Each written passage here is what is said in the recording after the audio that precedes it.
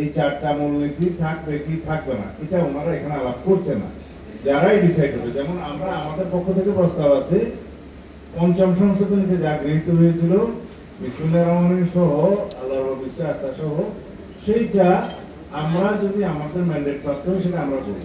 আপনারা যারা এটার বিরুদ্ধে আছেন তারা ম্যান্ডেট প্রাপ্ত হলে তারা বর্তমানটা ভালো লাগে, ঠিক আছে, এই সমস্ত বিষয় পার্লামেন্টে হবে।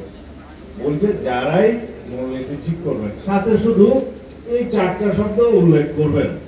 এই বিষয়ে তো আমরা প্রায় সবাই এক জায়গায় এসেছি। হ্যাঁ, সেই চারটা শব্দ এই বিষয়টা তো ওনারা ঘোষণা দিতে পারে।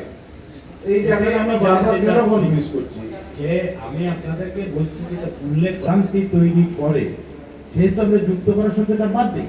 কারণ যুক্ত করলে আগের সাথে যুক্ত হচ্ছে না পরের সাথে যুক্ত হচ্ছে, এই সমস্যা তো সকলেকে আমরা একমত যে উল্লেখিত হবে। এখন চারটা রেখেও হতে পারে।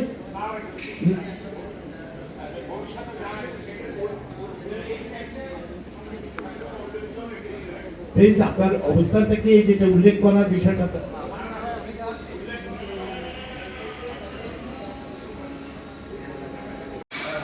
ভাই, মিটিং তো শেষ, কি হলো সারবস্তু?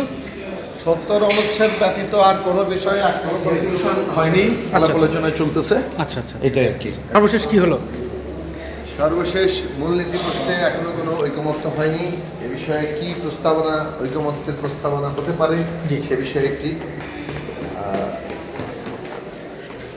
মানে সিদ্ধান্তের প্রস্তাব লিখিতভাবে আগামী বুধবারে দেওয়া হবে।